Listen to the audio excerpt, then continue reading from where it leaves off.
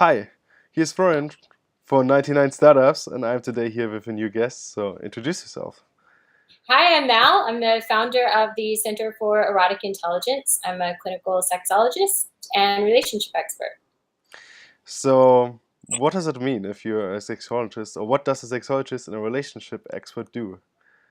So, I started off as a sex therapist and I saw the gap that exists between therapy and medicine. So, a lot of times I had cervical cancer, and a lot of times doctors are not trained on how to speak to patients about sexual health and wellness.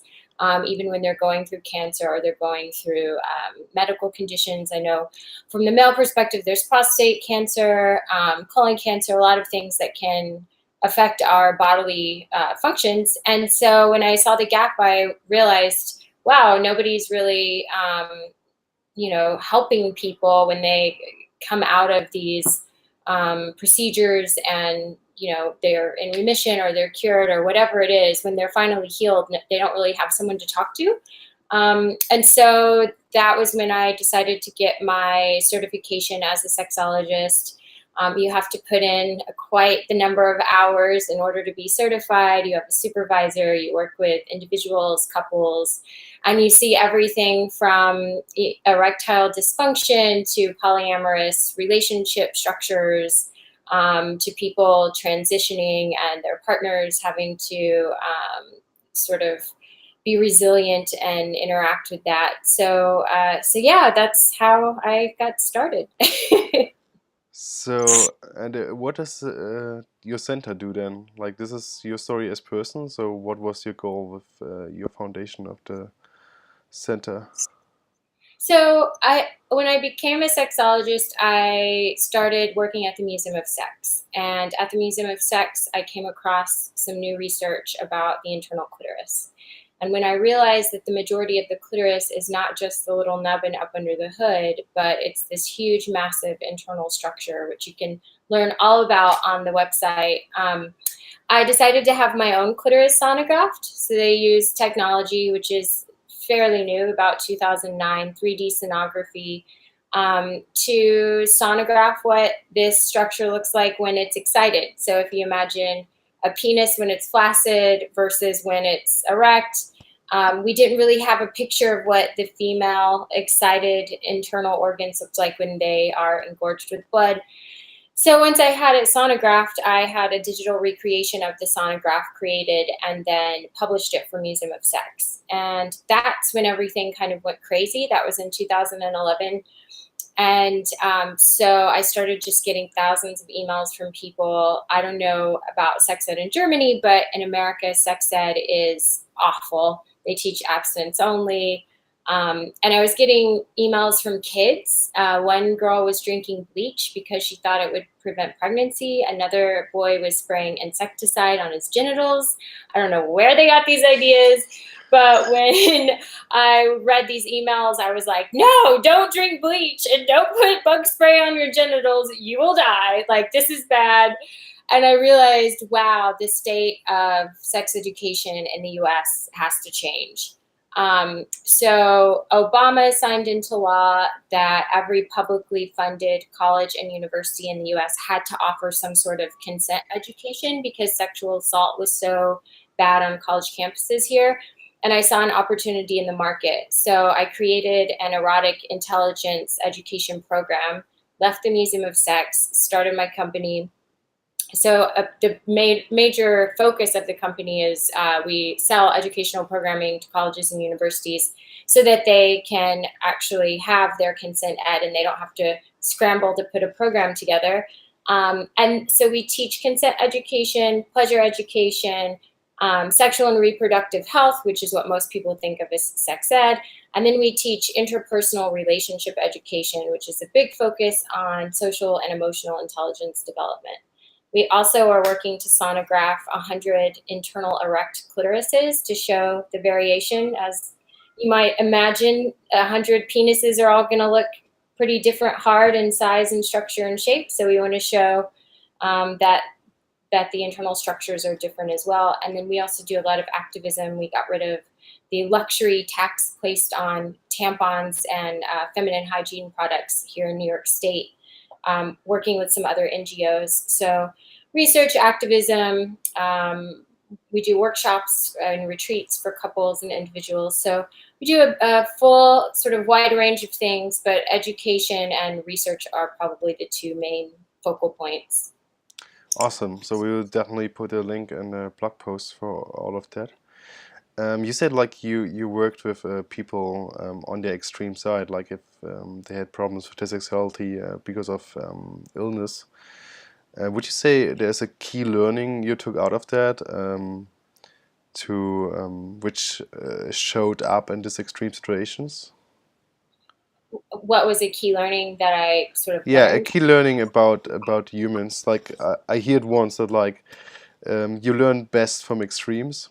So it was I think one of the key insights I've had from healing the body has been healing the mind. And I think a lot of times when our bodies aren't functioning the way they used to or the way we want them to, especially after we've come through something major like cancer or we've healed, a lot of times it has to do with negative self talk and yeah. self worth and self beliefs.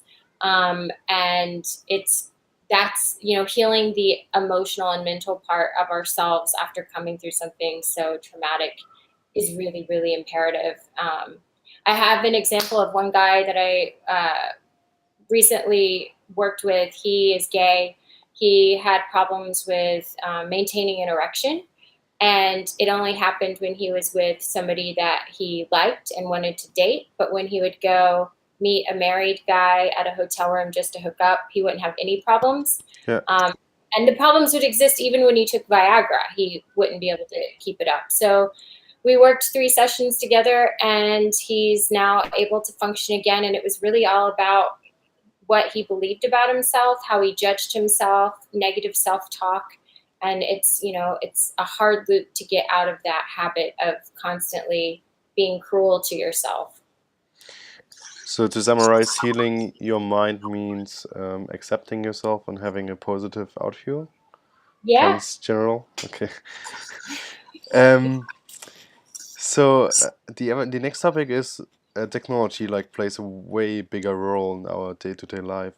How is your perspective on like technology in our day-to-day life, and especially also in our sex life? Like, how do you think about if you hear technology and sex Sex tech. sex tech? It's a full circle of good, bad, wonderful, ugly. On the good side, we have technology that's enabling us to explore our bodies more, enabling couples to have better sex in some ways. We're able to have long distance sex with teledildonics, one of my favorite things to say, with haptic technology. But then, of course, we have dating apps, and then we have this thing called the paradox of choice, which states that between 5 and 9 options, our brains experience cognitive dissonance and basically want to shut down, not choose any option, or be unsure or unhappy with the option we choose. And so, whereas once upon a time we had our sort of hook up or mate selection or date selection from our geography and local community, now we've got thousands of options, and it turns sort of some of these, it sort of dating apps sort of turn it into more of a game of self validation or ego versus actually meeting somebody. So I think the paradox of choice is prohibiting a lot of people from actually like trying and jumping in, even if it's just a hookup. But then the other flip side of that is like I used to hook up with people I met on Craigslist all the time in my 20s. Craigslist was like the Tinder back then. And that was amazing and shaped me and who I am and taught me so much about people and myself. So I think, there are opportunities using technology. And the other flip side is digital media consumption and social media consumption.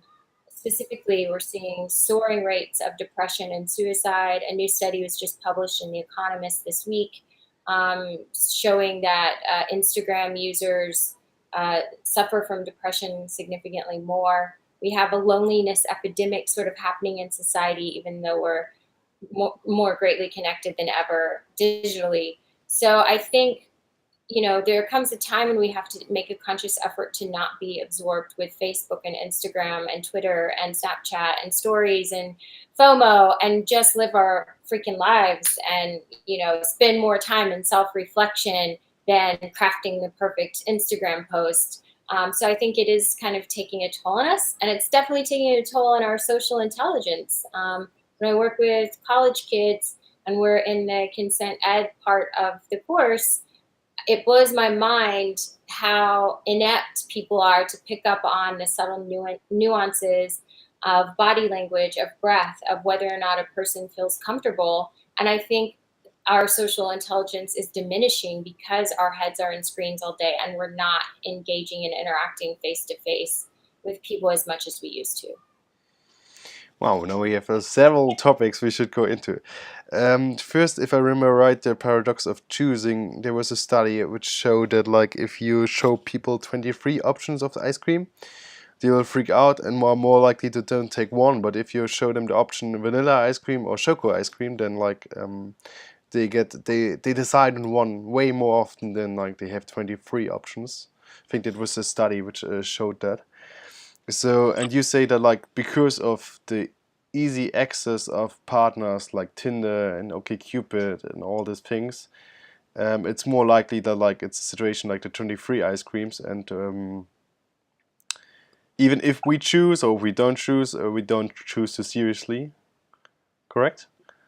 I mean, even if we don't choose, or we choose and it's not so serious, usually we're unhappy with the choice we make, or we just kind of shut down and we're like, I don't even want to choose, I'm over it. Yeah. So that's sort of where dating apps have taken us. But on the flip side, there are plenty of people who meet and get married, and plenty of people who hook up through dating apps. So Yeah. So, and you said like one of the problems is that like technology way too much involves us and brings us away from being social, then brings us closer together and be more social. Um, the easiest trick would like do a shut off time and like put your phone away. But I think that's a bit too simple. Do you have ideas how you could motivate people more to shut off their phone? Like, what would be good ideas to motivate them? I think creating meetups, I mean, even if there was an app that encouraged people to kind of go on the app and look and say, oh, there's this event happening at this time. And you walk into a room, and maybe it's a town hall meeting where you're talking about relationships or your career, whatever it is, in some sort of situation where you can connect with people and put your phones down. I know the royal wedding made everybody hand their phones over. I think we're going to see an uptick in more and more exclusive events where phones aren't allowed, pictures Hmm. aren't allowed, because when that's prohibited, then we are actually present and in the moment and focused on what's happening. So that's interesting. So that means like you could make events which are really interested, like which people are interested in, and then you force them on the entrance to put their phone away. And this could be like a wedding, a party, or it could be also go to a politic meeting or like some nightclubs or something. Yeah, that's a good idea. Um, and then we had a topic like you said, there's also some tech which are more on the positive side and helps people. Do you have like more specific examples on that? Yeah. So in terms of apps, I have a favorite app as a woman, and my partner's always like, guys need this app too, so they can get like a red alert when you're on PMS or like what's happening. But it's called the Hormone Horoscope app. And it basically will say you have plunging estrogen today, or your testosterone's up, so you're probably going to want to masturbate a million times. And so it kind of gives me, and it'll suggest foods to eat. So it'll say, your mental power is decreased because of plunging estrogen, so maybe you want to eat some spinach or peanuts to kind of give yourself a boost. So it's really helpful in terms of its suggestions, and it's very well researched. I've spoken to a few endocrinologists about it. So that's a great app. In terms of toy, there's another thing called Desire Games, which is cool. It's a deck of So cards. wait, the first app, how does it know if my testosterone level is up or not up? Well, it's based on it's a female cycle, so it's based on Yeah, your okay. menstrual cycle. So you Yeah, implement. okay. Yeah, it's not monitoring. I can't wait for biofeedback technology to happen. We're starting to see that more and more. Um, and that will be amazing because that will basically be able to kind of give us a heads up on what we're feeling before we're self actualizing it, I think. Um, but then other apps that are really great. There's a thing called Desire Games, which is cool. It kind of encourages couples to ask questions and to play around. There's a really great toy for couples to utilize during sex. Two toys actually by Dame Products. One is called Eva and one is called Fen. Those are great for couple sex. One is just like a vibrator you wear on your fingers, and the other one's a hands-free toy to wear during sex, so you don't have to worry about moving it around. And then, of course, I love everything by Emmerly and Unbound. Unbound has this great toy called the Squish, which is like a stress ball. The harder you squeeze, the harder it vibrates. So there are a lot of WeVibe has a toy where it can be controlled from halfway around the world. So I could be here, you could be there, and you could be controlling the vibrator hypothetically. So there's some really cool things on the market. I don't think they're the type of things that will save or help a marriage if it's in deep trouble, but toys are fun, so why not play with them as adults? We loved them as kids. Yeah, that's correct. It's always smart to stay more like a kid as adult and to see yourself as adult. Um, so what you would say is the biggest advice for relationships? Because if you say the technology makes us more difficult to build deeper relationships, and like the deepest relationship you can have is a relationship with another person. Um, so what you would say is the biggest advice for that field? So I think in some ways love is focused attention. So whether it's the love of our craft, the love of our partner, um, it's where we focus our attention is where our energy goes. And I think we need to make a conscious effort when you're in a relationship. And I tell this to couples all the time. If you wake up and the first thing you do is grab your phone and check your email and check your social media, you're fucking yourself by like not getting fucked because you're focusing your attention on that and not on yourself or your partner. So I tell partners, don't sleep with your phone in the bedroom, and when you wake up, spend at least 2 minutes just staring at each other in the eyes. You don't have to say anything. And it is phenomenal what that one exercise does to relationships and for people. Um, just to be able to look another human in the eyes for an extended period of time. And then, make a conscious effort when you're eating dinner, put your phone down. My partner will sometimes take my phone and put it in his pocket. And I'm like, what the hell did you do with it? But it's like a fun, cute, flirtatious way of being like, hey, I'm here. And it's good. Yeah, it makes absolutely sense. So you said like where we put our energy is like the most important thing, and like put it on a Facebook Messenger doesn't count, or like put it on a messenger in general. So what do you think where it goes in the future? Like how what we would talk about in 5 or 10 years?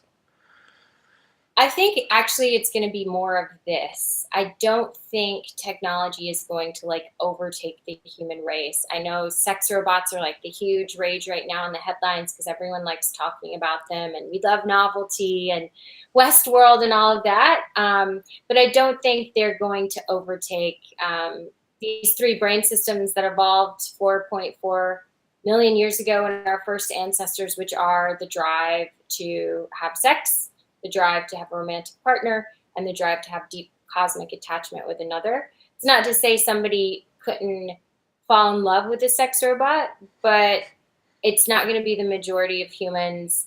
A sex robot does not have a conscience so that it is able to desire you the way another person can make you feel desired. So I see them nothing more as toys. And I think we're going to be talking more and more about what I'm talking about now in terms of the pushback against digital media consumption. It's sort of the same way we saw fast food and McDonald's take over, and even TV dinners. You know, it was all this rage, this new food technology. It's going to change the world. We don't have to cook anymore. It's great. And then there was a diabetes and obesity epidemic, and now we're seeing this return back to the slow cooking movement and farm to table.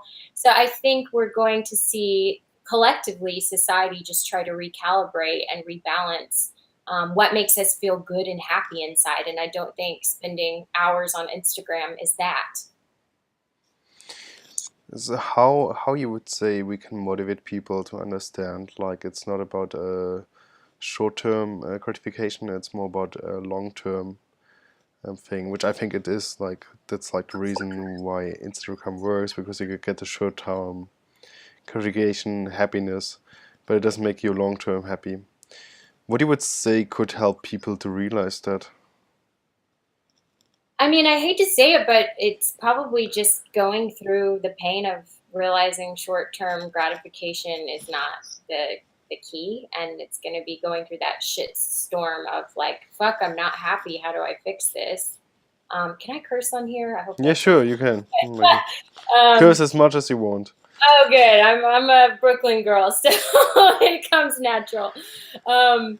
So yeah, I mean, I think it's just people have to go through it, you know. And it's I mean, I compare it to sort of staying healthy and staying fit. Like maybe somebody has to get a little overweight and go, shit, my pants aren't fitting. I have to do something about this.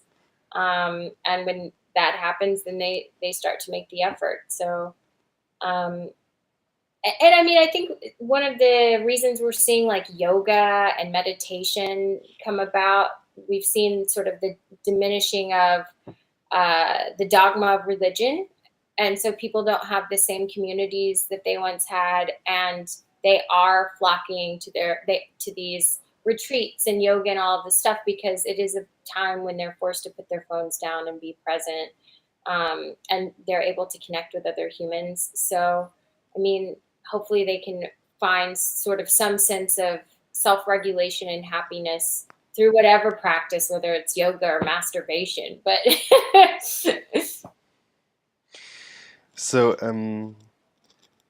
I agree on you. Like, you can definitely learn through pain. Do you have an idea how we can help the next generation to don't make this mistake? Because, like, for all the generations which are coming after us, they are way more used to phones and technology than us.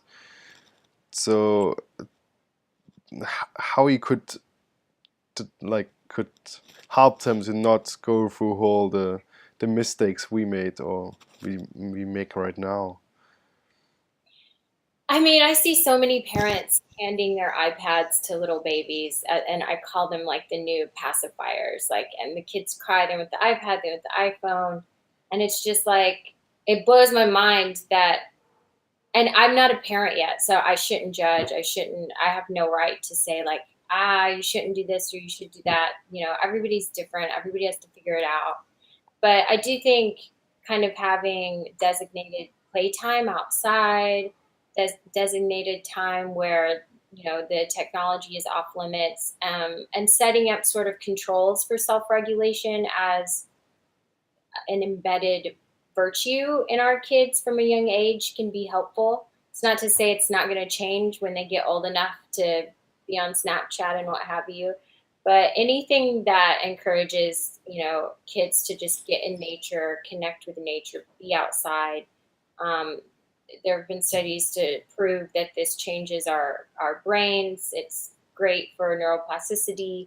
So, and changes them in positive ways. So I think anything we can do to encourage kids to play together, not be inside so much is great, and to, you know, not rely on technology to entertain them, but to actually have conversations with them and talk to them like real humans. Yeah, it's a really fascinating thing, and in the area where I live here, you hear kids every day outside. Like every day, you hear the kids running outside, and I'm so fascinated by that they they they are every day outside and like playing and screaming around and running around. And I'm wondering why it's like that, because like even in my youth, I like sitting a lot of time in front of a computer, in front of a TV already, even if the internet was not so big. So I'm guessing that one of the main reasons why they do it is because like all do it, like all are outside, and then you're like building up the social group, and then it's a self-going thing. So, but I'm also guessing it's not normal in Germany, because like it's a living arrangement area, so like all houses in one group, and then you have like one yard there, so it's more natural making that. Mm, just as advice, I know like you're not a mom and I'm not a dad, but like if someone would ask you for advice, like how you would motivate the kids to go out and like don't sit in front of a computer or on the phone all the time. I mean, it would be, hey, we're going on a hiking trip this weekend. Pack your bags, and here's how. I think the parents' involvement in that is a big role. I know spending time outdoors, fishing, boating, hiking was a big part of my childhood. And I know my mom screaming, "Go outside!" was like also a big part of it. And even though I wanted to stay inside and surf on AOL back in the dial-up days, or watch TV or play video games, it was very much I had to go play outside, and I'm glad, because A, it built up my immune system. I beat cancer twice, and I played in the dirt. Um, but B, it teaches you. I don't know. It teaches you a lot of self-reflection to be in nature and to realize how tiny we are on the relative spectrum of the timeline, and how our time here on Earth is just a blip, and how insignificant we are compared to this huge planet around us. So I think it definitely affected a spiritual side of me that gave me a deeper appreciation for humanity and Mother Nature. Yeah, I think also never ideas, because like we need also think for the city people, because I'm sadly guessing that like our cities will grow way more, at least for the next 5 to 10 years. So nature is a less easier option. So I'm guessing the other option you have to motivate kids to go out is like to let them make team sports, like play soccer, Yeah. because you can't play soccer on the phone. At least way harder in a 11 people team, so 11 player team. So I think the other good option you have is like to let your kid be a part of group activities regularly. So and then this probably also helps to learn the, how you say this, the pick up human behavior and human small communication subtleties. Yeah, huge. I think also like music is, I mean, any type of group, whether it's a sport, music. I was in band and choir. I was the big band nerd. So I think those things are all really good. They're exercises and activities where you're forced to be present and Yeah, focused on something that's not your phone or a video game. yeah, sounds pretty good. So, what's your favorite book? Oh my goodness, my favorite book. Any book by Brene Brown. She's really, really spectacular. I just got done. Oh, it's over there, but I just got done reading Rising Strong, Okay. a book on resiliency. So that's like at the top of my list. Sexual Intelligence by Dr. Marty Klein is a huge recommendation. The Erotic Mind by Jack Moran, great book. Um, yeah, I would say those are anything if you want to understand about like humans and anthropology, and why we love or why we choose who we choose. Anything by Dr. Helen Fisher is fabulous. The Yeah, Anatomy of Love, highly recommend. yeah. This name is rings a bell, Dr. Helen Fisher. Yeah, cool. I will definitely link the books in the blog in the post. And my favorite last question is, if you could spring back in time and tell your 20-year-old self something, what you would tell her? I would tell her not to party so much, um, and to not put so much of her self-worth into whether or not she's loved in a relationship. I think I settled into some bad relationships when I was younger, and I think a lot of us have just this need for validation. I think cultural conditioning teaches women that we're worthy when we're loved. Yeah. So all we want is somebody to love us and to say, "See, look, I'm worthy, world. Someone loves me." And so I had to go through a couple of like frogs before I found my prince, so to speak, and they were tumultuous relationships and very difficult. Um, and I wouldn't have put up at this age. I would have never put up with that shit. I would have been like, no, bye. So I would say, don't put up with the shit from boys, and find your self worth in the way you're able to impact people and help others, and your purpose in the world, not in whether or not somebody likes you. Um, and then also realize that as a woman, you have the one thing that is infinitely in demand, you have an eternal supply of. So wait, so first I need to defend your 20-year-old self. Why she shouldn't make party all the time? I mean, I'm glad I partied. I learned a lot, but I probably partied too much. um, and I'm glad I did, because had I not partied that much, I probably wouldn't have had all the crazy sex I had, and that definitely taught me a lot. But I could have still had crazy sex and learned those things without putting myself so much at risk.